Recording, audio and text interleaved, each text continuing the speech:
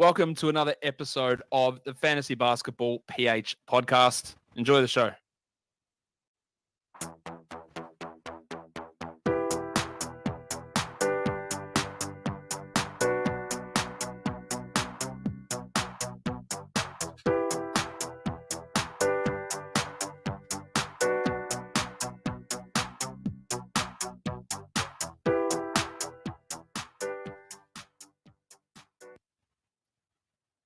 Happy weekend, everyone. Welcome to the Fantasy Basketball PH, your Filipino brand of fantasy basketball. And of course, this is your fantasy Papi Roy. Welcome to our weekend grind with Papi Dimac, who's be coming over in a couple of seconds. But let me tell you about the episode that we're going to broadcast for today. So you'll notice that I'm speaking in English because this is an English episode again that before we usually do it weekly, but we'll try to do it again weekly starting from today. So this is going to be special because we're gonna actually talk about the previous post trade deadline impact, not only in reality but especially in fantasy. So actually we'll be doing it like a discussion style. So we'll just we'll just talk about anything and everything under the sun, but specifically for the trade deadline. If you have any comments, if you have any thoughts around the trades that we'll be discussing, just comment out in our Facebook page. We're also live in YouTube and Twitter. So don't hesitate. Join us in discussing this post trade line. So I remember I actually did a really super hot post trade deadline episode, right? In Tagalog. So I actually did an episode right after the trade deadline. I guess that's a couple of minutes after the last trade. So I did that. So I kind of like really try to simmer it a little bit, confirm some of the thoughts that I had. So we're gonna talk about it, and then plus the perspective coming from our good friend Papi Dima. So without further ado, let me pull in our usual guest every weekend, NBA Fantasy Bible, D-Mac. What's up, brother? Papi Roy, how are you, my friend? Long time no speak. Yeah. It's been a while. It's been a while. Been busy, been sick, everything. Yeah, Everything's happening to me, but yeah, we're back. We right, exactly right after the post trade deadline. How about that? it's great timing and lead up to All Star Weekend as well coming up, and then the home stretch towards hopefully glory, taking out some championships in fantasy world. So can't wait. There you go. By the way, big shout out to one of my new good friend, our broadcasting batch president and doctor as well. I usually call him the doctor, Michael Rico Messina. Shout out. He is actually the creator of the basket vault here in the Philippines. So if you actually know Philippine Basketball Association, the PBA, this dude has been collecting a lot of memorabilia like way back. I remember during our broadcast workshop, he brought a very old basketball with him. So that's how kind of like rich his collection is. Shout out, Doc. Maybe you have something in your family that a magazine or anything way back PBA days of your family, DMAC. No, not a great deal to share actually, to be honest. But I'm glad you shouted out Doc as well. So it's really important. And hopefully everyone's listening tonight. I may have a couple of people from work listening as well, but I don't know if we're taking questions, but maybe they'll send in a couple. I'm trying to get uh, more hype around fantasy basketball at my work and outside of just our little bubble that we have here. But yeah, trying to get it to the masses around the world. There you go. There you go. Okay, so without further ado, let's try to start it off with our losers of the post NBA post trade deadline. So, bro, who is your? Do you want it to be in sequence or just share us any teams and players that you thought lost value or kind of like did a very questionable trade this past trade deadline. Look, I'll go for the big one. I think Brooklyn Nets, and this is a two-tiered answer, to be honest, but they're a loser for now because any time that you lose two superstars in Kyrie Irving and Kevin Durant, that's a loss in my mind, particularly when they were steaming home. They were looking awesome. And I know my preseason prediction of the Nets taking it out, I thought that was looking great guns with their consecutive winning um, a streak throughout the season, but that's now coming to an end. So it's going to be a loss for them. They're the biggest losers of this, losing their two superstars. However, I think it may actually be a net gain in the future.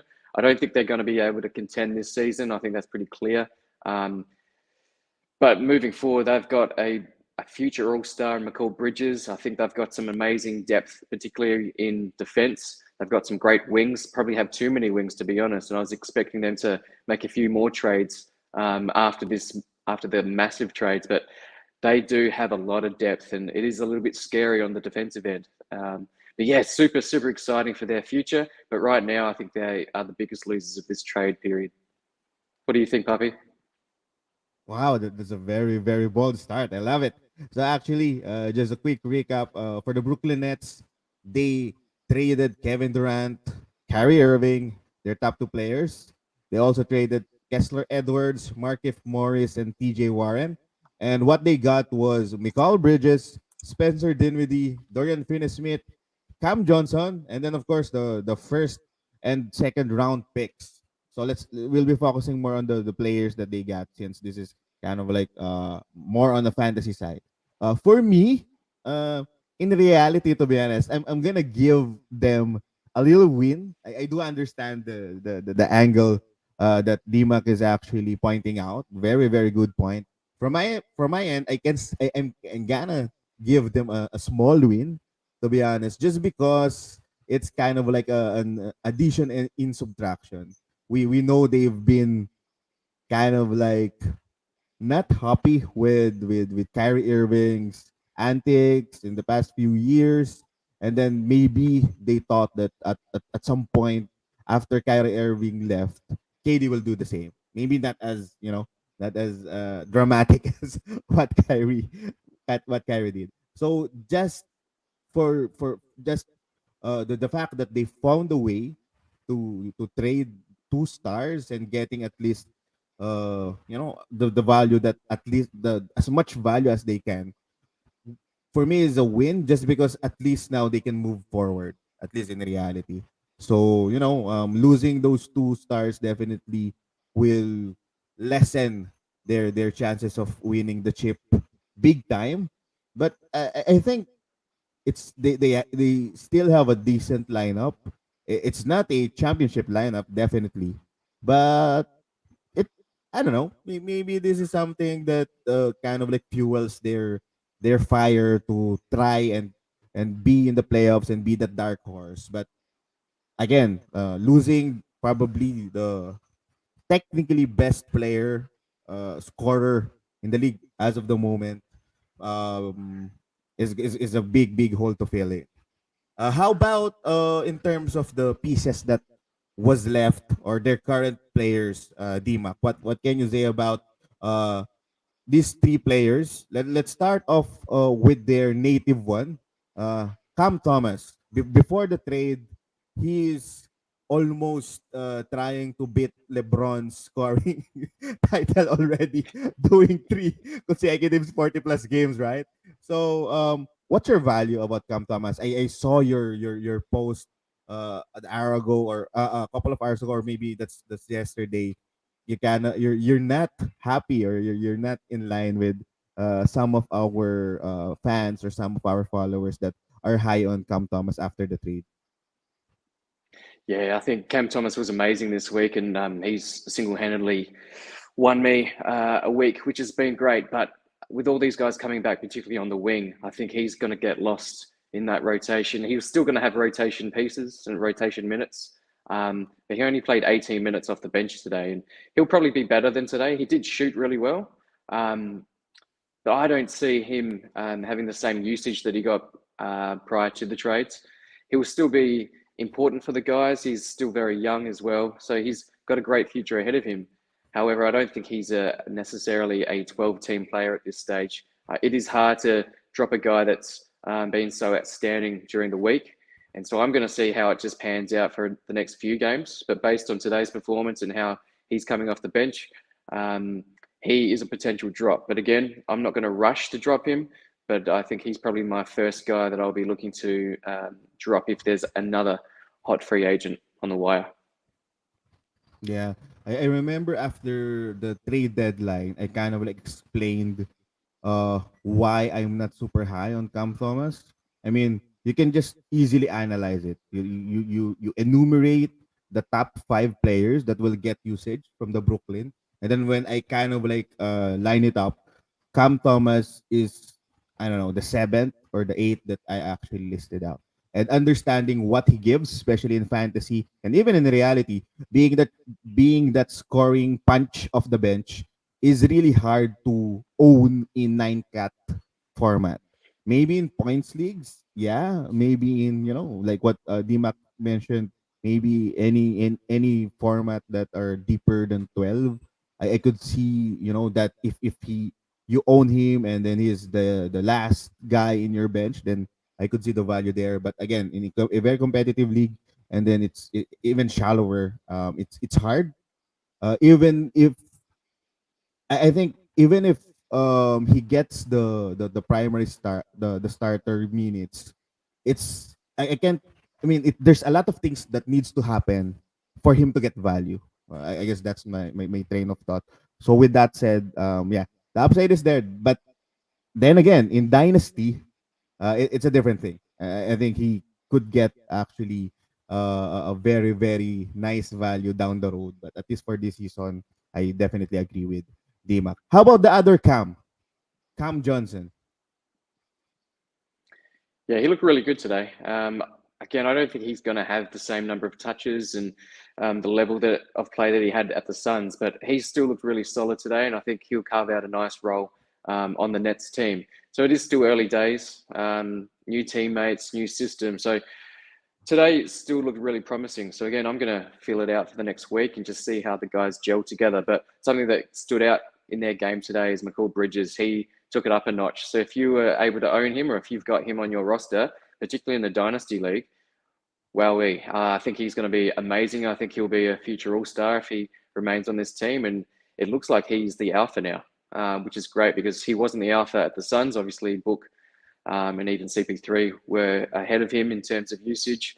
But he is going to be an all-star, mark my words.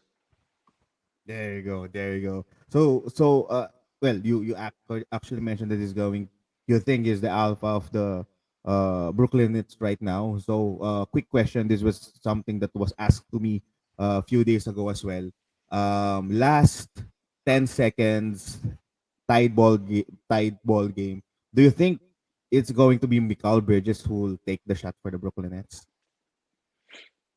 Not necessarily, but you also look at LeBron. He's not always the guy that always takes the last shot for the Lakers or even previously. I think he's going to be one of the guys, the it guys. Today it was Spencer Dinwiddie. He put up a three, got it in, but it was after the siren, unfortunately. So I think he's still going to be the it guy. There's going to be guys gravitating towards him. He'll get the double team. I think he's still going to be the go-to guy. Even if it comes down to clutch and he gives the ball off, I think he's going to be the guy to watch. Yeah, totally agree. But on my end, I thought it's gonna be Spencer Dinwiddie just because of like what kind of Dima kind of like mentioned. As of the moment, I think Spencer Dinwiddie is the most comfortable doing that. It's not just actually making the play. Making the play doesn't mean he's gonna take the last shot. Maybe he's gonna penetrate and kick out to Mikal, right? So I just thought that but possibly it's going to be Spencer Dinwiddie because he's a comeback kid in Brooklyn, so maybe he gets a little bit nudge in terms of the pecking order. How about the other side of the town? The Phoenix Suns. I don't think we need to actually talk about more about Kevin Durant, but what does the Phoenix Suns do in terms of uh the role players around Kevin Durant, Brooklyn, Devin Booker, and CP3? Who do you think is the fourth guy? Yeah, Yeah, their depth has taken a massive hit. They've lost a lot of depth. The fourth guy is hard to predict at the moment. It's looking like it could be Torrey Craig. He's solid, but he's not at the same level as the other four, with Aiton, Book, CP3, and Durant. But he doesn't need to be honest. I think he just needs to play his role. The other guys on the squad need to play their role. Josh Okogie's looked really good in the last couple of games as well. I think they'll have enough role players plus the superstars on their team to be really damaging going deep into the playoffs, and they've got to be the outright favourites now. Yeah, Torrey Craig needs to be 100% ready for those open shots because I'm pretty sure the defense is gonna push the Phoenix Suns to to put the ball to the kind of like weakest guy on the floor, and he might be that guy in terms of the offensive side. So I'm thinking there's a good chance if it doesn't pan out that the TJ Warren could kind of like get some more minutes, given that as of the moment, at least historically, TJ Warren is a better offensive player over Torrey Craig. But then again, if that situation happens, that's the time TJ Warren steps in.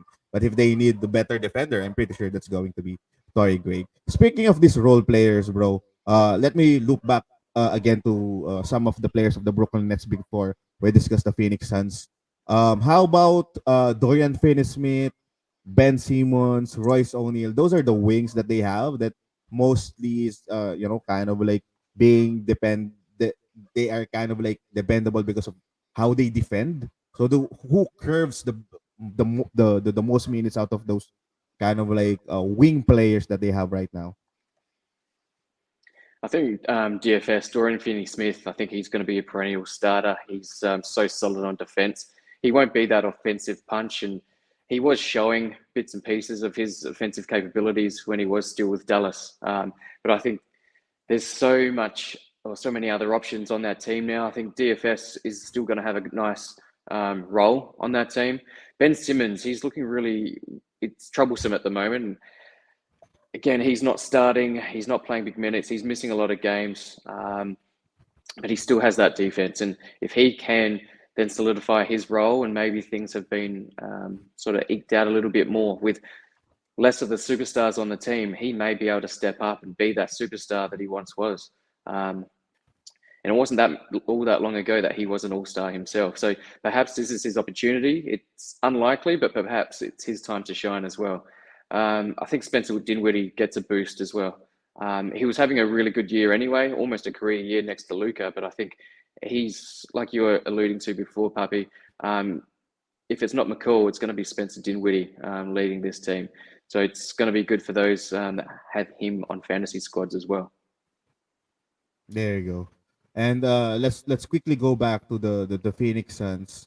So given that the hole that they're kind of like about to fill in is the defensive uh part of their system, plus maybe some solid role players. So they have the TJ Warrens, the Joshua Kogi, and the Torrey Craig, right? So I do understand that.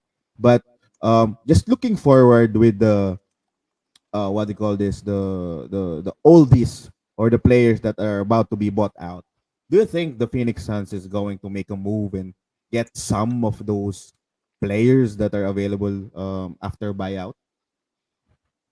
100%. Definitely. I think they're making a push for the championship. They'll definitely be very active on the buyout market.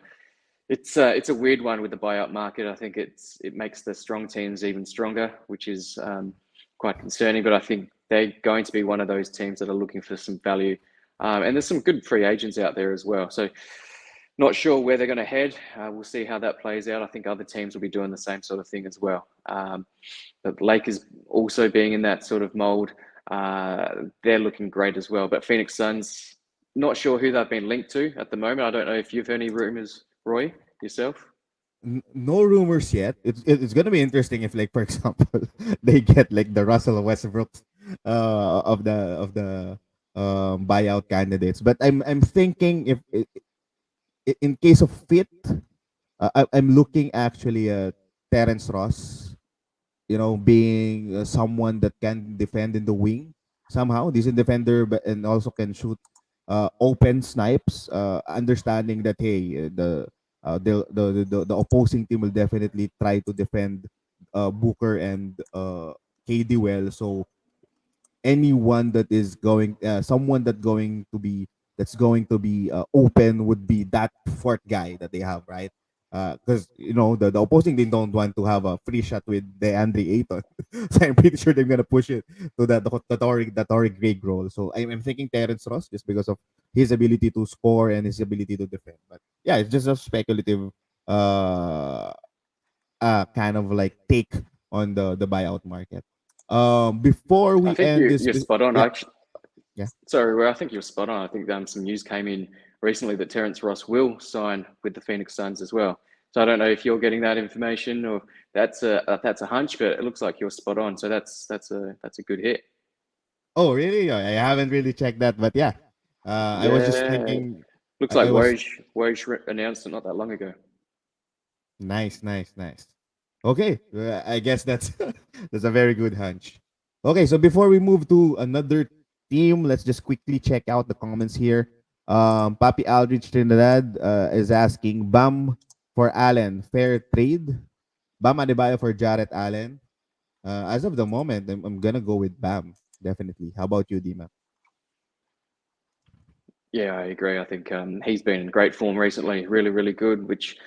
And on my main team, I've got both of them, but yeah, definitely Bam is the preferred option, particularly with his offensive punch. Yeah, agree. And Miami needs him, so we should expect better things from Bam for a kind of like last push for the Miami Heat. He's also asking on with our thoughts to on Wiseman, but let's save that for later. Papi Simon, Mm. Simon, shout out to the teams that got Luca and Embiid from him in our league. Papi Mark, Javeliana, good evening.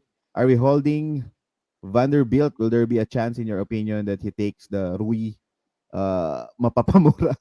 Let's save that for later, perhaps. Let's talk about Lakers later. Do you think Brooklyn start? This is a better question about Brooklyn starters. Do you think Brooklyn starters are what we saw earlier, rest of the season? Hoping Cam Johnson stays a starter and 30 plus minutes moving forward.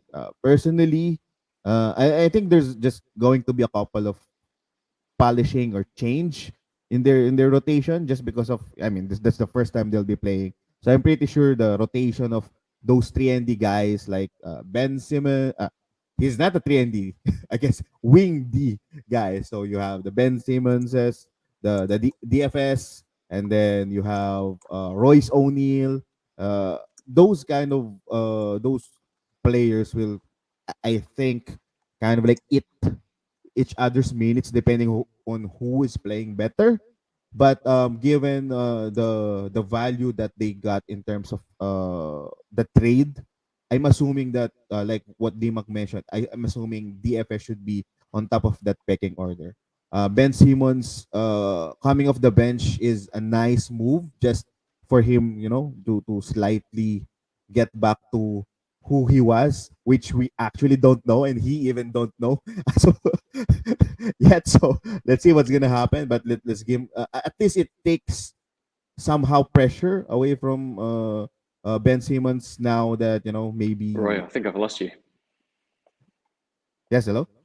Oh, we got you back. Got you back. Yeah, we Okay, lost you there you go. momentarily. Yeah. So yeah, but just to quickly answer this straightforward, I'm expecting better things for Cam Johnson. Is going to be a very very good complement with the system of the Brooklyn, basing on what they have right now. Papi Chris, what's up? See you later, bro.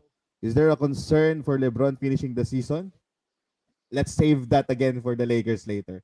Okay. Let's move to the next loser. Who's the next team that you think kind of like lost in terms of the trade deadline moves that they did? Yeah, I think it's the lack of moves for this so-called contender. They're probably more pretenders now, to be honest. But Miami Heat, we spoke about Bam Adebayo.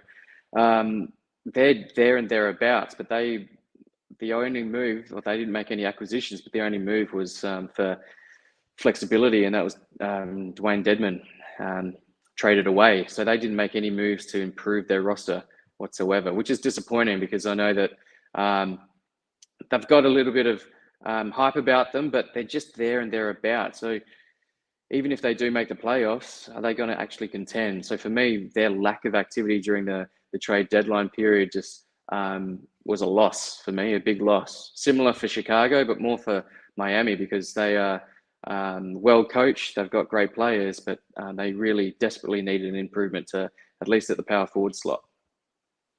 Yeah, and Papi KP here mentioned that Laurie was supposed to be moved, but unfortunately, maybe there's not a lot of teams interested in getting Laurie, or at least maybe the package that Miami is, putting there in the Laurie package isn't like enticing as other teams. They also did not found a way to trade Duncan Robinson and his contract. So I guess that's an addition to the loss that they kind of like got in this trade deadline.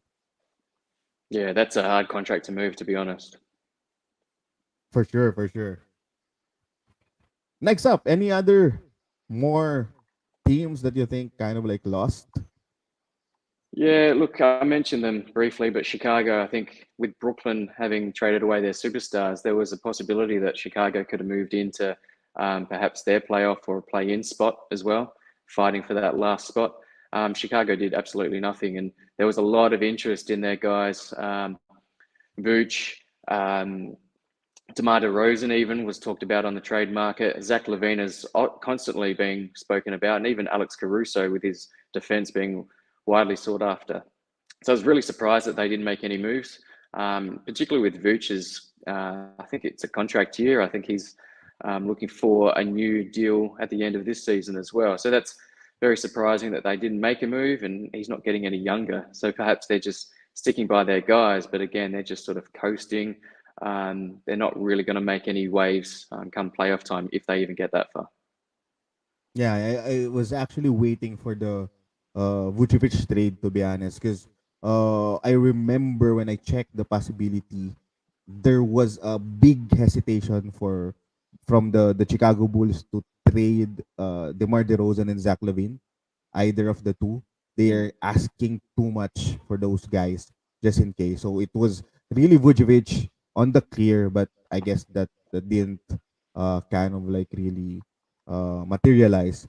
Possible reason could be the KD trade, because after the KD trade, there might be hesitations in from other teams thinking that impact of, hey, if we if the Phoenix Suns is this strong, can we do we have a really a good chance of competing with them? Maybe just maybe, but it just so happened that it's super weird that the Chicago Bulls did not make any trades, like trading even just as simple as trading the Kobe Whites, right? So they didn't they didn't really try to move anything. So if Yeah. there's no more notable losers, let's now talk about the winners of the trade deadline. Who's on top of your list? Yeah, no surprise. It's the Phoenix Suns. And again, they're winners for now.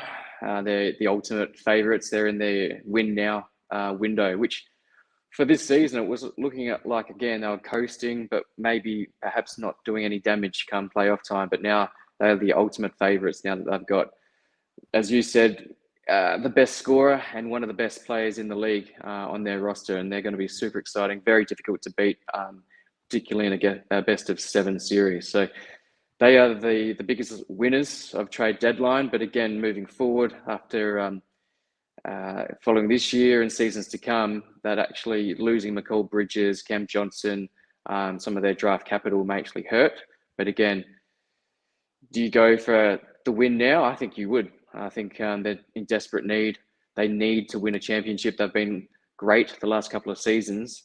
They don't want to waste Booker. They don't want to waste Aiton, and particularly CP3. I think he's in the twilight of his career. So I think it's a great move by them, and really exciting to see how it all pans out.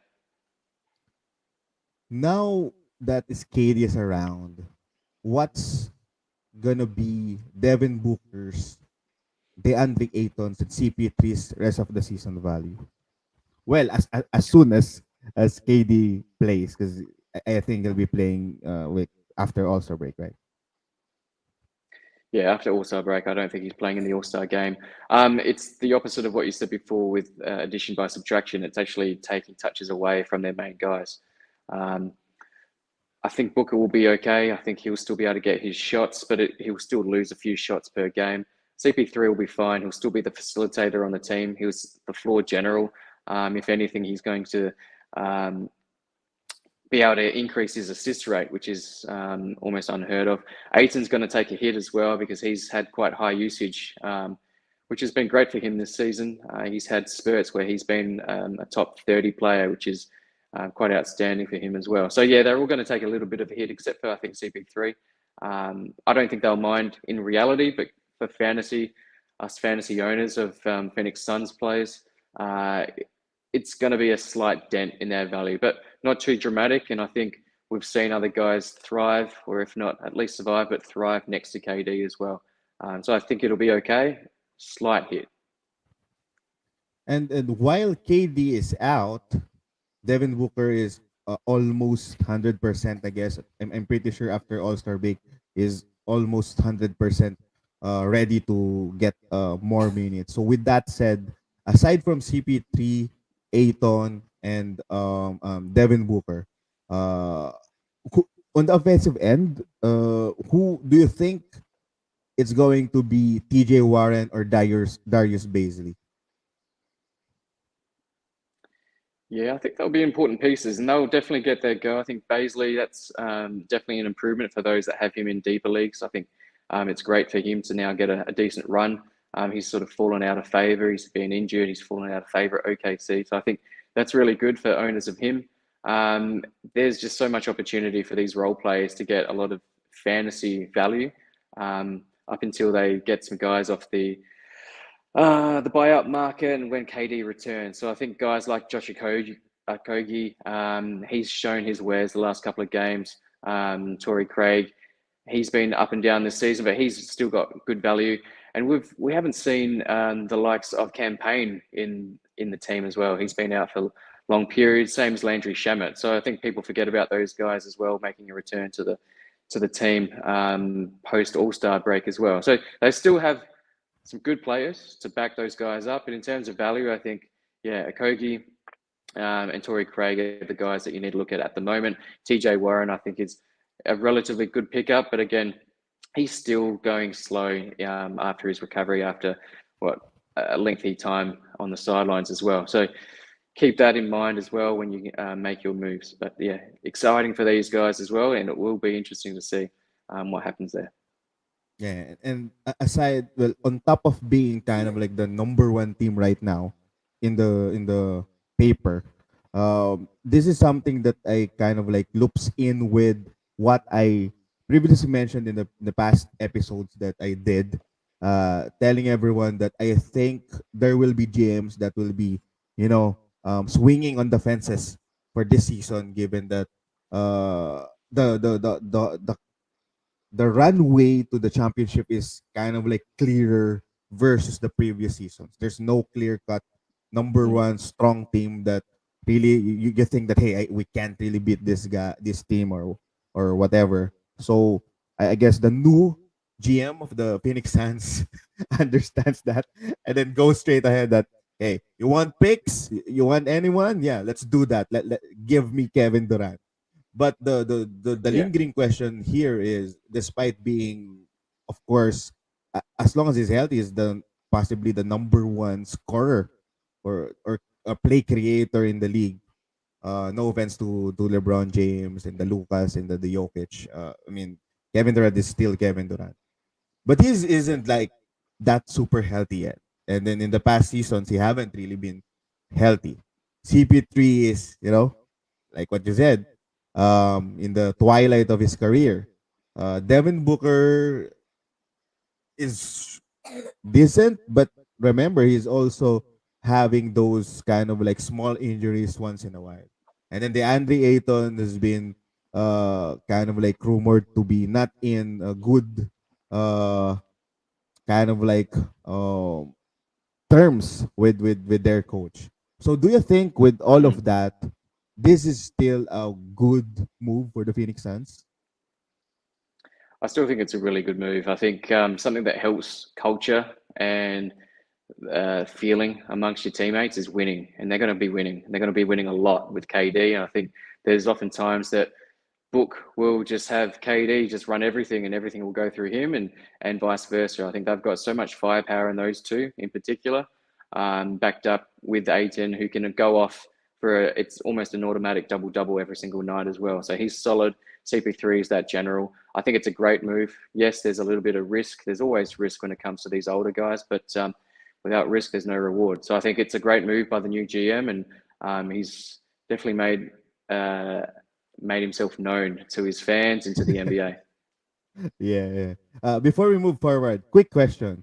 What can you say about Joe Tsai trading Kyrie Irving to the destination that he doesn't want versus trading Kevin Durant in the destination that he wants?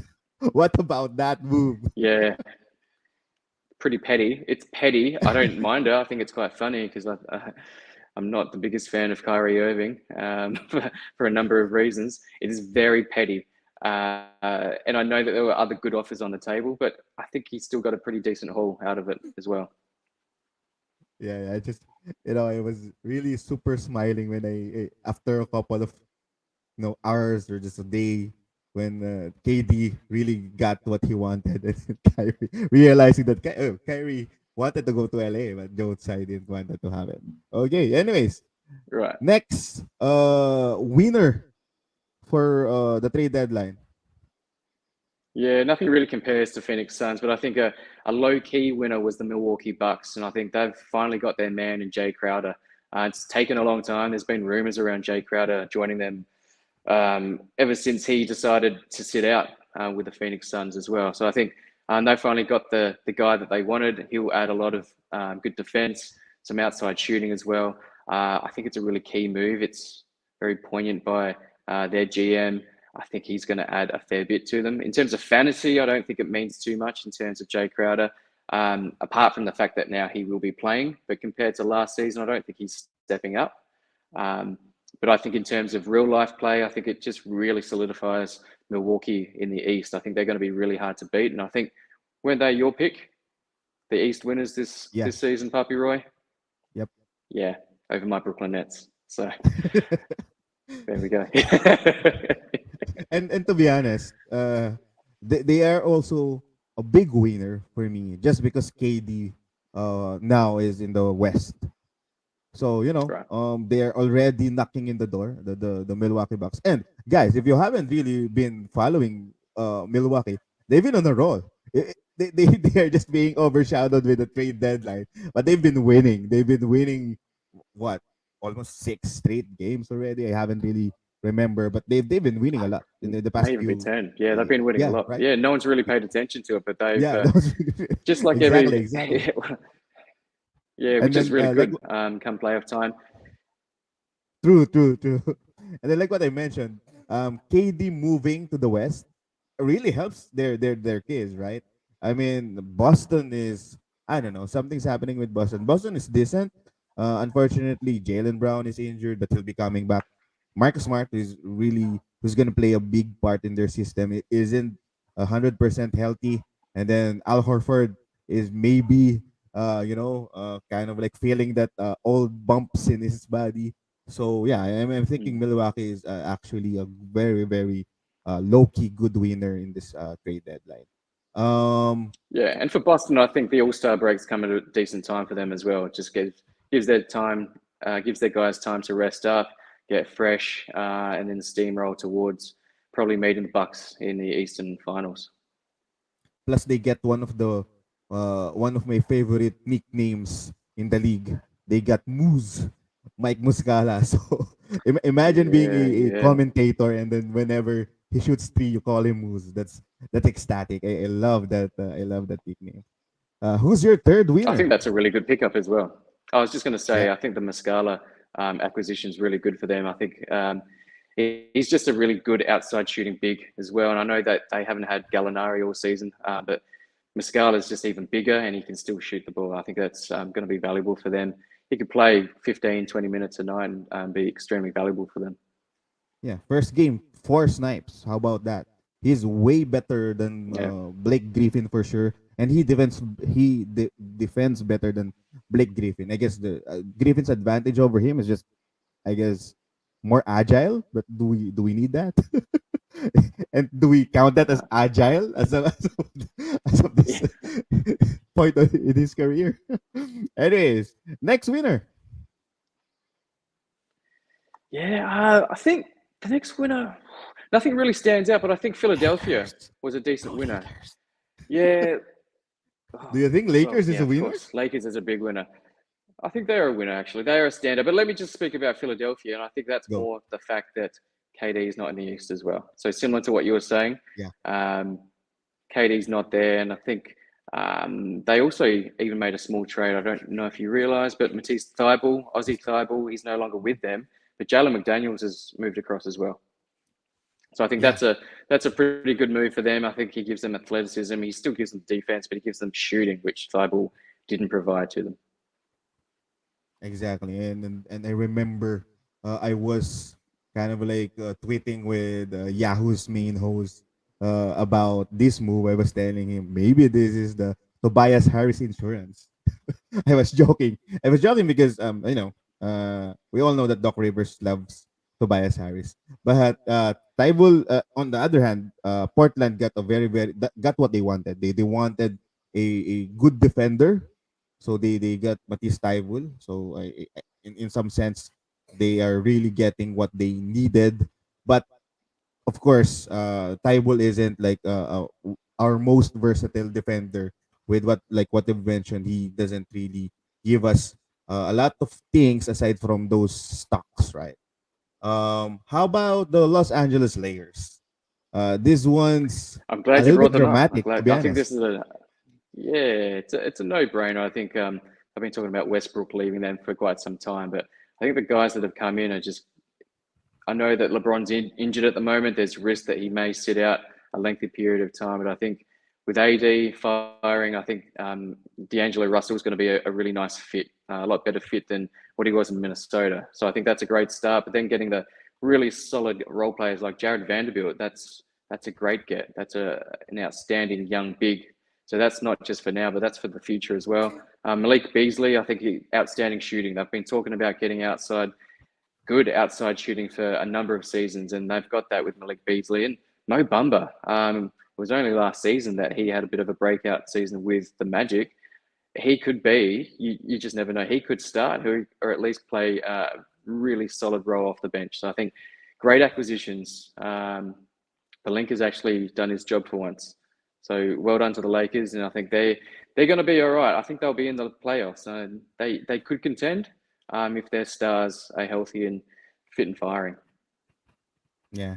I'm actually trying to contain myself with this my next statements, because I know a lot of friends of mine being Los Angeles Lakers fans. Shout out to you. But I'm happy that you're happy. I mean, that's kind of like the what's important, right? So I'm trying to pre-frame my way here because I think they did a good job making LeBron kind of like happy, getting a better team. This is a lot of really good role players. But personally, I think this isn't the team that you'll win championship with. And I'm thinking with this lineup and with LeBron James having that lingering injury, I'm really not sure if they can really have a run to be in the top 8. Maybe, but it's going I'm going to be super excited if they can actually pass second round with this lineup. This is a good lineup. I mean, just to be honest, and just you guys understanding my perspective here. But I don't think this is the lineup that will kind of like push you in the championship contendership. But yeah, I love the the the move, at least to kind of like um uh pave away from Russell Westbrook, because they've been back and forth after the scoring title game.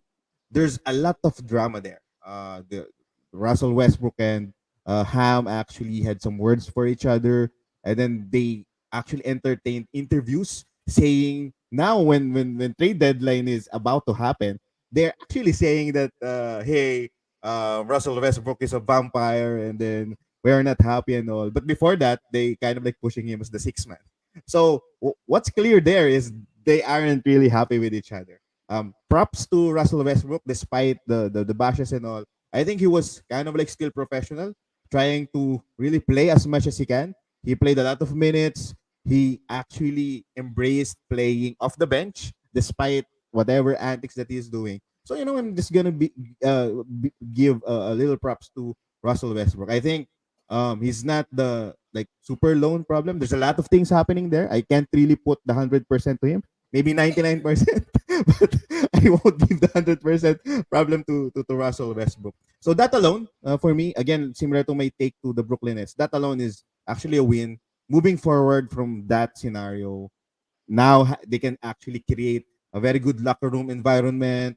Now LeBron is happy. He got his scoring title. Hopefully AD is happy despite those snippets and videos, him not smiling after that game. But this is a very, very decent, lineup. With that said, It is a before decent we lineup. They're starting behind the eight ball though. They're struggling to get into the playoffs, and I hope they do make it. Just for Lakers fans out there, but you said that you're yeah, happy if they're happy. I actually am happy when they're miserable. I find happiness out of their misery. But that's quite controversial saying that. And it's interesting we're making LeBron happy, but he's the one that usually pulls the string. So yeah. he wanted Russell Westbrook in the first place. So anyway, yeah, we move on. But yeah, hopefully they make a good run, and a strong Lakers is good for the NBA. Exactly. And what you mentioned there is definitely exactly my point. They've been really, you know, giving us a lot of confusing angels in their relationship. So at least that's done. So everybody's happy. Before we move away from the Los Angeles Lakers, you kind of like mentioned about Mo Bamba. Mo Bamba or Jared Vanderbilt? I like Vanderbilt. I've liked him since he had a bit of a breakout fantasy season last season. Um, he just provides solid steals, solid rebounds. You can't really get those rebounds off the wire. We know what Bumba can do, and it can provide those blocks, which again we've spoken about countless times around statistical scarcity with blocks. I just think that Jared Vanderbilt will be in the rotation and be more of a consistent player, and perhaps even find himself starting on occasion next to AD. AD can play that stretch big man, and I think Vanderbilt could even be, and he's probably more suited to a five center role. So I think I like Vanderbilt, but I think Mo Bamba could be a good pickup in deeper leagues. What about you? Yeah. Um, I was torn in deciding for Mo Bamba. Well, especially in our league because I actually dropped him. Reason is actually it's not about his projection. It's about my team needing some healthy guys. So it really hurt me getting more injuries plus him getting suspended for a couple of I think one more game. So I don't have I needed to move forward. But technically, if Mo Bamba gets like the starting job for center, not like big minutes, but just a starting job. Maybe 15 minutes to 20 minutes. That's gonna definitely help his value. I just want to remind everyone Absolutely. why does Mobamba really can't get that run even back in Orlando, despite providing such. Well, he did have some moments last season, right? So what's the reason why Orlando kind of like pave away from Mobamba, despite the fact that there's a lot more better guys that they acquired in front of him. Uh, this is to remind you guys that one big problem that I kind of like known for Mo Bamba is his motor.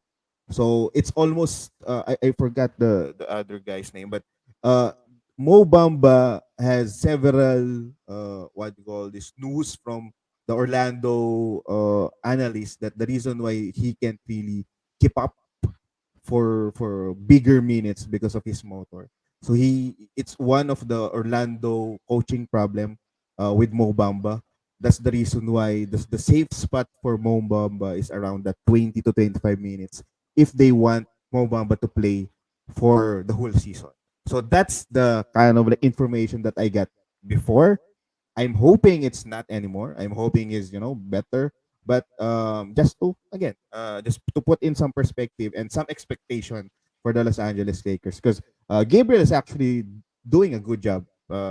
If before all of these trades, so I am thinking they might be sharing minutes, but it's going to depend on AD. If AD is gonna play more, then that's so good for Mo Bamba and other bigs. Hoping Jared Vanderbilt gets more minutes because I'm sharing that kind of like pick with you. I like Jared Vanderbilt, but this is something that we need to monitor. We don't have like a defined or really sure direction. But again, I'm thinking the pecking order here should be Jared Vanderbilt and then Mo Bamba in terms of the front court rotation. Lastly, by the way, how about Malik Beasley? Because we have Austin Reeves, we have Yeah. Lonnie Walker. I think he's the sharpshooter that they need. I think he's a tremendous 3-point shooter, one of the best in the league this season, and we've seen it in his at his previous teams as well. I think he's a great acquisition. They've been talking about bringing in Buddy Hield, but I think Malik Beasley is a cheaper version of Buddy Hield, to be honest. And I think he can provide that same sort of punch from 3-point land as well. So that's going to be really valuable for what they're trying to achieve. There you go. Any more notable winners that you And can Roy, I'll think just of? mention as well, because I think we've lost you just momentarily. I'll just mention in regards to your talk about Vanderbilt and Mo Bamba, if it's looking like, and again, you said keep monitoring, if it's looking like Lakers may miss the playoffs, I think it's real big time that Vanderbilt, I think he's a must roster in 14 teams, but he's definitely a must roster in 12 teams if it's looking like AD is going to miss some games and he's in the rotation, he's playing big minutes. So please monitor that situation as well. For sure, for sure. Um, if I can chime in, I think the New York Knicks is a low key winner as well. I think in reality and Mm. in fantasy, I do believe the Josh Hart move is a pretty decent move. I think it's a very good move actually. Uh, I can see him being that glue guy. He's a very very good uh, rebounder despite his size. I can see him helping out in defense, kicking out the ball outside. Unfortunately, he's kicking it to RJ Barrett. Hopefully, he kicks out to his good friend back in college, Jalen Brunson. But I think it's a low key win. What do you think? I agree. I think they're loading up for the playoffs. I think it's a really good move. They had three non-rotation players traded away in Reddish, Mikhailuk, and Akigatino, however you say his name. But Josh Hart's a tremendous player. I think he hasn't been able to shoot very much while he was in Portland, but I think we know what he does on the boards. He's a good defender as well. So I think if you've got him in fantasy, and if you don't have him, go and pick him up. But if you've got him, I think you'll be really happy with that trade. Yeah, he's going to be. Tibbs is gonna like Josh Hart. I'm kind of like sure of that. Mm. Um, let's talk about some of the other teams that weren't mentioned initially. How about the Jakob Pertl move? What can you say about that? Jakob Pertl going back to the Uh, Toronto It's, Raptors. it's a nice, yeah, it's a nice story. He's going back. I know that they they drafted him, they grew him. I think he was a really big piece for them as well. But in terms of getting Kawhi Leonard over for that championship, I think it worked out best for Toronto. It's good to get him back. But in terms of the actual trade deadline and winners and losers, I don't think they're a big winner, Toronto. I think, if anything, they may have lost out because the league was, everyone around the league really wanted OG Anunoby or Pascal Yeah, Siakam or even Gary Trent for that matter. Um, I think that pretty much their entire starting five, well, maybe not Scotty Barnes, but four of their starting five were up for grabs. And for them to lose some of that value or potential value could have been a bit of a loss. So it looks like they're loading up again. They've got an upgrade in terms of Jakob Pertl at the five. So perhaps they're just going to stick by their guns and see what happens.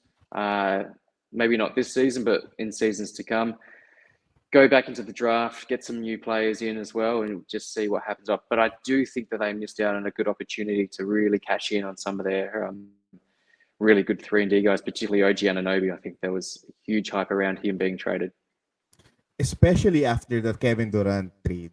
Because I'm pretty sure after Kevin Durant was traded, a lot of teams were trying to get OG Anunoby, giving that no. I mean, he's kind of like the next in line in terms of the position, right? So I was Right. thinking that yeah, they actually really missed an opportunity. But let's see. Let's see if Masai still has his magic.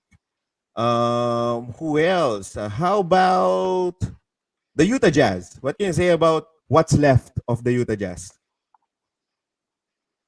Yeah, it's actually really exciting. It's taken a long time, and I think just looking at Colin Sexton now, I think that's a really good get. Mike Conley's gone. He's gone to Minnesota, which I think is a good fit for them as well. Not necessarily an upgrade on D'Angelo Russell, but I think he's a better fit, to be honest. But yeah, the Jazz, they're also losing Beasley, as we've spoken about, and Jared Vanderbilt. But I think the guys remaining, there's going to be some value there. So yeah, like I said, Sexton could be that guy, and I think he was a real hot pickup come trade deadline. Yeah, I'm personally actually super interested for THT. Unfortunately, I wasn't able to get him in a lot of my leagues. Some of them I kind of like randomize my picks before the trade because I know I'll be busy during the couple of hours because I was working, so I kind of like thought that hey, I'm just gonna roll the dice and pick who I think will get value. So I'm happy that a lot of Utah Jazz were traded, and then THT is actually providing solid value for the Utah Jazz, especially that he's doing that backup guard behind Sexton. And to be honest, he's a better playmaker than Sexton. So let's see if this continues despite Kabayan, Jordan Clarkson being there. But of course, to be honest, the biggest winner there is Walker Kessler. Winner since the mid-season until now. It's super established. I hope no one is still trying to think that Walker Kessler slows down because now it's super clear. But how about his kind of like mentor left there, Kelly Olynyk? Do you see or do you foresee some value for Kelly Olynyk now that Vanderbilt is gone? I do, absolutely. I think he's shown glimpses of his 12-team value. I think he needs to be rostered right now. We know what he can do. He won't get you the blocks like Walker Kessler, but we know what he can do on the offensive end, and he can provide solid boards, solid steals as well for a big guy. So he's a must roster in my eyes. There you go. By the way, we kind of like forgot one of the big trades that you aren't you kind of like the not a fan of this dude. How about Kyrie going to the Dallas Mavericks? Yeah, yeah. I think it's great for them. I think Luka needed help, and he needed help desperately, and they've got it now. I know that Christian Wood was doing an okay job as being the Robin to his Batman in terms of Luka, but I think having Kyrie now to take that load is tremendous. I think that's really good in terms of basketball, and hopefully they can forge a really nice relationship. And I don't know if he's trying to convince Luca that the Earth is still flat, but whatever the relationship tends or will be, I think they're going to form a really nice backcourt and a great pairing. Very dangerous as well. I think it really improves Dallas's roster. They are for me the best backcourt right now in all of NBA. Will this result to a championship? Still a question. How would Kyrie influence Luca? Like what Dimac mentioned, is still a question. Hoping it's positive, but let's see. Dallas is another team that I think needs to really pick up some of those what do you call this buyout players. Maybe Kevin Love buys out and they get Mm. Kevin Love. Let's see. Um, It's going any to be other interesting. By all notable accounts, as teams? well, I was just going to mention, Yeah. by all accounts, Kyrie Irving is a really good locker guy, great teammate. He's a little bit loose when it comes to speaking to the public and what he does outside of it, a lot of shenanigans. But in terms of locker room harmony, by all accounts, he's quite a really good, a good mentor and a great guy to have around. Yeah. And aside from that, Kyrie still draws very very good amount of fans still. So I think it's kind of like really well established. The somehow a possibility of a rental situation there in Dallas. There's a question there to look back to the past teams that we've been talking about for Utah Jazz in Dallas. So Mark Javiliana is asking, are we picking THT and Josh Green in 9 cat? So in general, I love to pick up THT and Josh Green. They're providing values actually. Not in tens, maybe in 12s.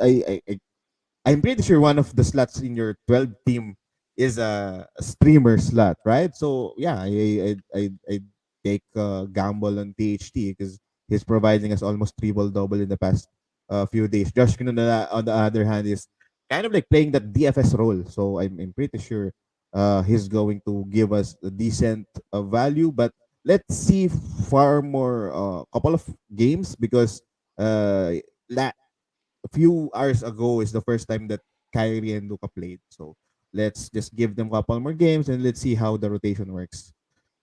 Before I we like I Josh ask Green as well because I don't know if you. yeah, go Sorry, ahead. Ray. I was just going to say I like Josh Green. He's been shooting really well, even with Kyrie and Luca in Yeah, the lineup. And I think Tim Hardaway Jr. was injured today as well, so I think that opens up even more playing time moving forward. there you go. Before we move, before I ask you for some more teams as our kind of like ender, Christian Wood. Since we're talking about Dallas Mavericks, what's your ROS for Christian Wood? Mm-hmm. I haven't been a big fan of Christian Wood's fantasy game in 9cat, unless you are punting free throws, which I think you've got him. Do you still have him on your roster in our 20 deep?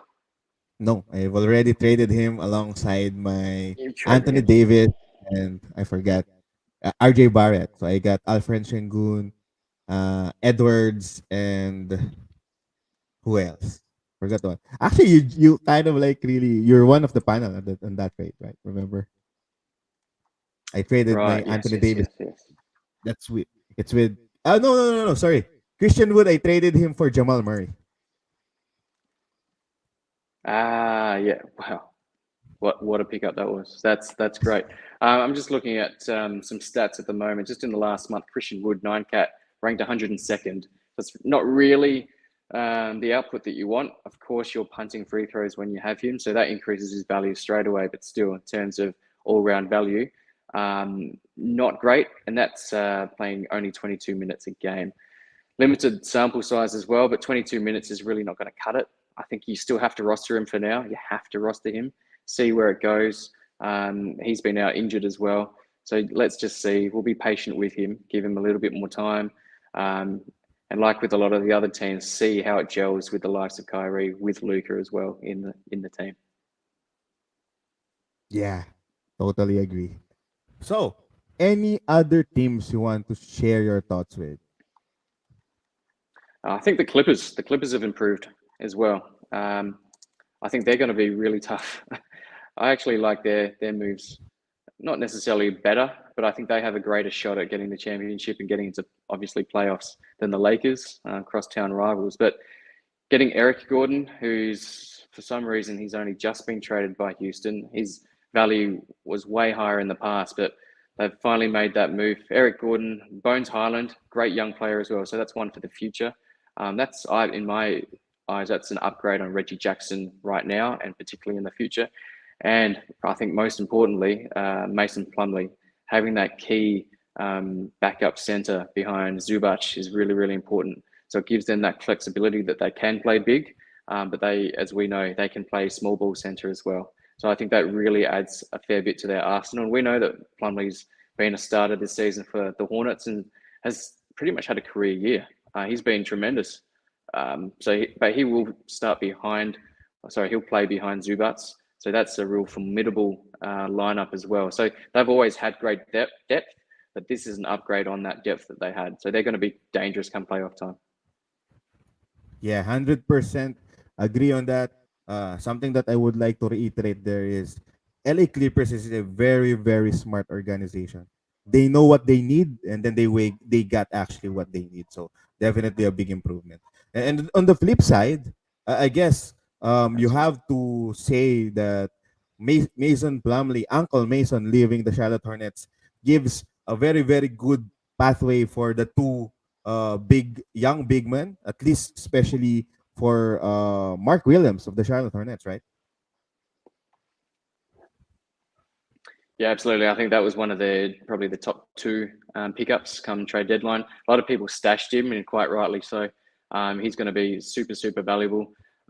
He hasn't really shown it in the last couple of games. The last game, he was in a bit of foul trouble, so we had Nick Richards actually get, I think, the majority of those centre minutes, but that's because of the foul trouble that Mark Williams was in.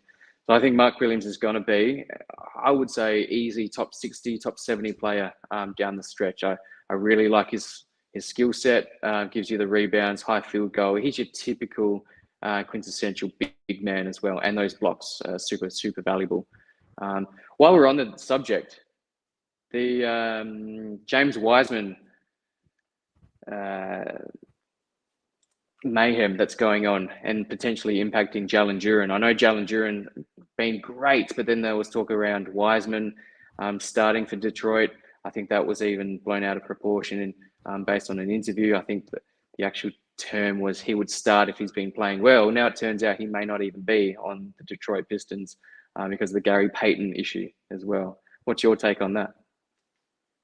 Well, first and foremost, I would like to give a big shout out to the Charlotte Hornets for not picking Jalen Duren. Imagine now that Mason Plumlee moved out, I was thinking that they really had a chance in getting Jalen Duren back in the draft. But yeah, but to answer that question, um, yeah, I feel sorry for James Wiseman. Actually uh, he's a raw talent. I think um, it so happened that somehow GSW kind of like hyped him up. So there's a lot of expectation for him. I'm pretty sure at some point there's also a percentage that that's a fact that he isn't like the the the the, the better young big man that we were expecting. So that's I guess the sad reality. But if this pushes through, I think, and if you look at how Detroit managed Marvin Bagley, I think that's gonna happen. He'll definitely start. He'll definitely get minutes, and then they'll definitely try to redeem his career just because Troy Weaver is allegedly a big fan of James Wiseman. So if that pushes through, then that's gonna happen. If not, then well, I don't know. I don't know how would the GSW, handle this one. He maybe he won't really play anymore for the GSW. So sadly for James Wiseman, if only he was traded to like the Spurs or I don't know, any team that could be patient for him. I mean, being playing in and out of G League, for me that's going to be the most ideal scenario for him, just to kind of like tone down that pressure, because I'm pretty sure as a young kid playing in the NBA, I'm pretty sure there's a lot of pressure on him, and now being traded with that amount of value to the Detroit Pistons with a big man, I can't even think of what has been running to his mind at his young age. So I hope he can actually redeem himself. But in fantasy, even in dynasty, well, in dynasty, this is the lowest value that you can get him, maybe. So, but I'm not running to the waivers to get him for sure. Yeah, it's a good take, actually. I think you mentioned him being raw. He was always raw going into that draft, but that pressure put on him, particularly being taken ahead of obviously LaMelo Ball, I think that was the biggest miss by the Golden State Warriors. So obviously that's just heaped the pressure on him as well. That was a really nice draft, to be honest. But that number 2 pick that was a tough one. That was a tough one. I think that put that undue pressure on him as well. So yeah, for his sake, I hope that trade does go through, and perhaps Gary Payton sits on the Warriors bench for a few months and perhaps helps them in come playoffs. Maybe it goes through, but yeah, watch this space. That'll be interesting. Yeah, that's just not so wise, man. Anyway, no. So, what of an ender? Actually, I want to give a big shout out to my home team, the San Antonio Spurs. I think they're the biggest winner because finally, finally, we need to really lose more, guys. Pop, if you're watching this, come on, dude. We need to lose more. We're almost there. We're kind of like really behind Houston Rockets, but I love what this is actually predictable. We kind of like predicted that Jacob Pertl will eventually part ways. Just Richardson will be parting ways. Specifically for Jakob Pertl, my San Antonio Spurs got a lot of picks trading for and trading to Jakob Pertl. So Jakob Pertl has been our magic goose, laying a lot of picks for us. But something that outlier here is of course when I hopefully you saw my post here, the ones who are following me at Facebook. I was really super interested with Devonte Graham. First game he dropped 30 points already.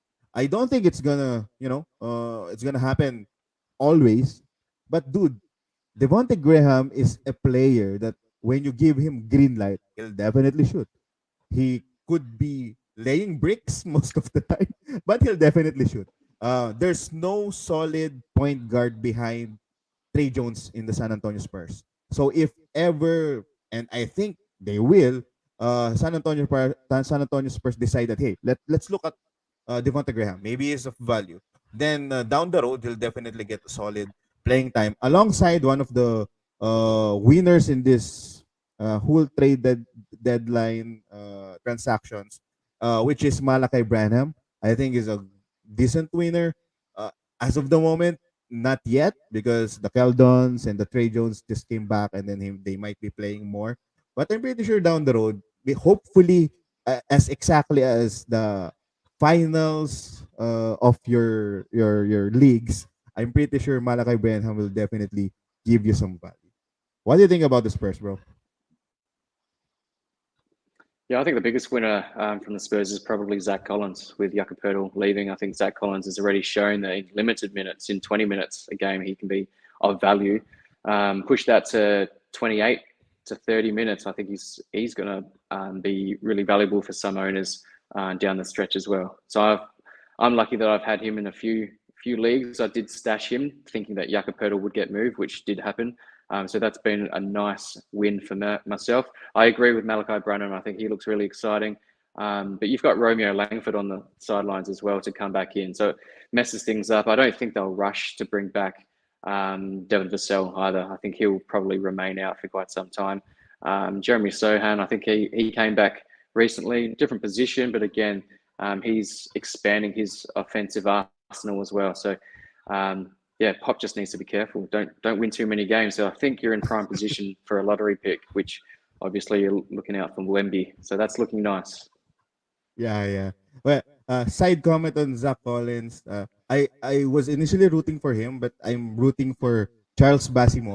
So unfortunately, I'm hoping for the other way around. Hopefully, given that I don't have a lot of Zach Collins, so hopefully it pans well. But I just think that Charles Bassey is a very good player, and then I hope he gets at least you know some decent minutes, take away some from Zach Collins because we all know what Zach Collins can do. So we need to lose, bro. We need to lose. Just free Charles Yeah, Bassey. yeah. Anyway, Well, I share uh, your thoughts because I picked up Bassey in our 20 deep as well. Unfortunately, he's not playing, but I thought it's an important pickup. So he will hopefully get me through to the playoffs in our league. But yeah, not doing very well. I'm struggling at the moment.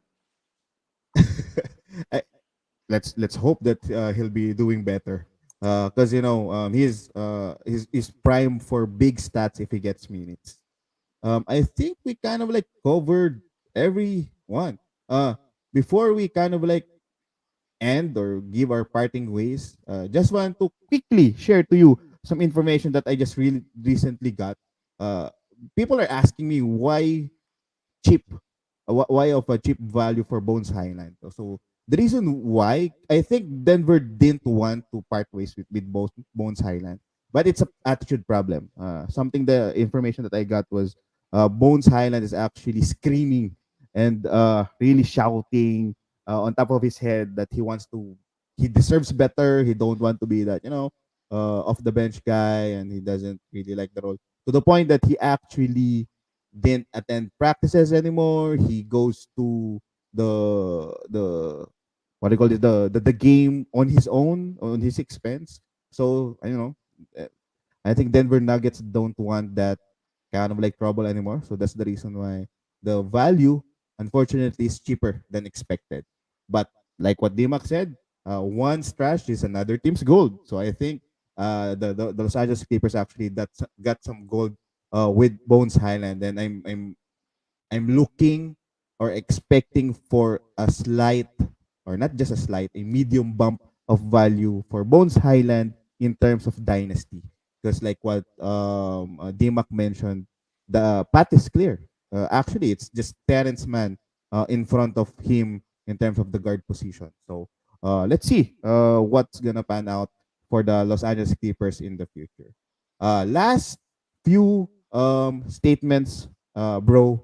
I'm gonna ask. Give me your top five players that you think got the tons of value after the trades. Yeah, Mark Williams for me. I think he was a big winner. Mason Plumlee being moved. I think that was huge. I'm going to go Zach Collins, as I mentioned just a moment ago. I think that was a big win as well. Um, who else? Throw any out as well that you think, Puppy. We can expand on that. Yeah. So me, agree on that. Would like to add Malachi Branham just for the kind of like the and rest of the season value, because I'm expecting the Keldons and the Trey Jones to sit once in a while. I think the Utah Jazz also got several good players. Despite not being involved in any trades, I think it solidifies the value of Kessler Walker, like I mentioned earlier. Colin Sexton hoping to get some value. We all know what Colin Sexton can give us, so please, guys, don't expect a lot because he isn't like that. That guy that will fill in the stat sheets, but he'll definitely provide value, at least as a points leagues guy, and then definitely kind of like a points assist guy for the Utah Jazz. But in deeper leagues, I think THT is also a solid winner. I think there's no other facilitator left in Utah Jazz aside from him and Colin Sexton. So I think he'll definitely bring us a decent amount of value. Uh, Anyone else? Let me see. Mikal Bridges, definitely. Mikal Bridges. Nicole Bridges, yeah. I think Mikal Bridges is Cam Johnson because they'll be eating with one another if they stayed in the what do you call this, in the Phoenix Suns. So at least now the amount of value that they given without Devin Booker continues, because if they weren't traded, then they'll get impacted the moment that Devin Booker plays, right? So the fact that there's no Devin Booker, so I guess that's a big win. Who else? Yep. And I'll throw in the Phoenix role players as well. And that could Yeah. vary night to night, but I think there's a lot of value there until they get these guys from the open market as well. But yeah, I think guys like Okogie, Torrey Craig, they're going to have some value in the short term Yeah. until at Oh, least KD returns. I almost forgot. I think Kyrie Irving is one of the big winner because he's gonna play. That alone is a big win already because he was about to sit out. So understanding that he'll play whatever value he provides, which I think is still a very good value, is a big win for me. By the way, there's a question here, bro, from Brian Mary asking, do we need to drop Westbrook at this point?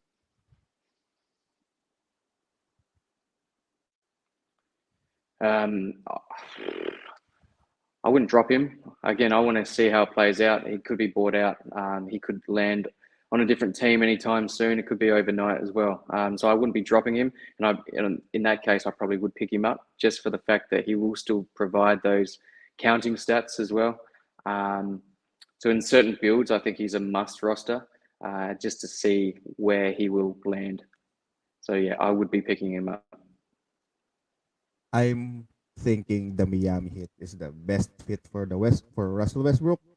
Kind of like I don't know if I tweeted this or commented this a couple of days ago, saying that Pat Riley and the Miami Heat organization might be the most ideal setup with what Westbrook is in right now, just because of the opportunity there. I mean, if you check the bench of Miami Heat, I think they really need Russell Westbrook in the first place. Plus, of course, Pat Riley is someone that Westbrook could definitely kind of like respect. So whatever they need Russell Westbrook to do, maybe Russell Westbrook realize something. And then they also have the likes of Kyle Lowry and Jimmy Butler that could be at the same wavelength with Russell Westbrook in terms of that kind of like the star value that he has. So maybe I'm just thinking the Miami Heat is a good point. Another couple more questions before we end, bro. Sadiq Bey, we haven't really talked about Sadiq Bey. What's your thoughts about Sadiq Bey moving to Atlanta Hawks? No, I think is that not part of that four-team trade that is pending the decision Oh, around is it? Gary Payton? Is that part of that one? Oh, I'm not. yeah, I'm yeah, not yeah. sure. I need to check that I'm one. not sure as well. Let me check. But yeah, good point. So I guess it's just about us really following what's gonna happen next, right? Last question here. Yeah, Yeah. and I do Anything you think want that to? deadline is tomorrow. Yeah, I was just going to say I think that deadline for the Warriors to decide is tomorrow. So we'll find out very shortly. No, okay. There you go. Last question here. Cam Thomas, Bones Highland, Malachi Branham, Terrence Mann. Pick two. Mm. I'm going to take Cam Thomas. I know that I said he's probably a drop in 12s, but I do want to see how it just plays out for the next few games because perhaps he does, um, maybe he does get reinstated into the starting lineup. Um, right now, where I'm seeing it is he probably is a drop, but I just don't want to miss that chance where he is a go-to guy on that team. Yes, they're deep, but he's just a pure scorer, and sometimes that's really difficult to find on the waiver wire. So I'm going to pick Cam Thomas. What were the other options, Roy? Bones Highland, Malachi Go Branham, Bones. and Terrence Mann. I'll probably go Malachi Branham. I think to your point, Spurs are looking to lose. They're going to play their young guys, and Branham looks really good. Another great shooter. I think he provides a little bit more than even what Cam Thomas can provide in terms of other stats. Not as good a pure shooter or scorer, but I think he does provide some ancillary stats as well. So I think Branham and Cam Thomas from those four. Although Bones Highland, again, keep monitoring that situation because he could easily start over Terrence Mann moving forward. But that's There you go. yeah, something to monitor. Yeah. From my end, I'm going with Branham as well, but I'm gonna go with Terrence Mann. I'm thinking Terrence Mann has been kind of like a little bit untouchable for the Los Angeles Clippers for a reason. So maybe just maybe every because the value is there when even with everyone healthy. So there's like decent value, not so sexy, but decent value. I mean, doable. But the moment that Paul George and Kawhi sits, then there's more value. So I guess that alone could, for me, at least is a more kind of like more sure in some sense compared to the other options here. But yeah, either race, I'm good with it. Okay, I guess that's it. We've been almost 1.5 hours talking here, but again, this isn't a special episode talking about the post trade deadline. So I'm giving the table to our boy here, Papi DMAC. Any parting words? Thanks for having me on again, Puppy Roy. It's been a long time between drinks, but I'm glad to be back. Let's keep it up. Yeah, home stretch. So just keep in mind, we got the week 18 schedule. So that's going to go across 2 weeks, All Star weekend. So keep that in mind as well when you're planning your moves for the week. There you go. Yeah, very good reminder. You should receive a notification if you're playing Yahoo. So check out that notification. It kind of like gives like the details that what DMAC mentioned. Plus, with that said, you have to really manage your ad drops depending on the rule or the settings that you have. So double check your ad drops. It's either you can over add or under add depending on what was set by your commissioner. So double check that. Thank you so much, DMAC. Again, we'll be definitely doing this now more. every weekend, me and Dimak is gonna do a special episode. Next week, expect us to go back to our usual format wherein we're gonna talk about the schedule and then the ads, the drops, the goods, the bads, the ups and the downs. All right, okay. Thank you so much, everyone. Happy weekend again. This has been your Fantasy Papi. Follow Fantasy Basketball Pinas at Facebook, NBA Fantasy League Dash PH, the biggest fantasy Facebook group in Facebook. Follow YouTube and Spotify Fantasy Basketball PH. I'm moving away from StreamYard, so just wait for my migration to the episodes that we just had to Spotify. So I'm just working on it. Twitter, follow NBA Fantasy Papi, and of course NBA Fantasy Bible. Follow him instead because I don't have a lot of things going on in Twitter. So I'm actually reading a lot of NBA Fantasy Bibles tweets. So definitely a big follow if you're playing fantasy basketball. And of course, at Kumu, Papiroy, soon to the moment that playoffs comes in, I'm thinking I'll be doing play-by-play commentary in Kumu Radio. So watch out for that. Again, thank you so much, everyone. Happy weekend. Bye-bye.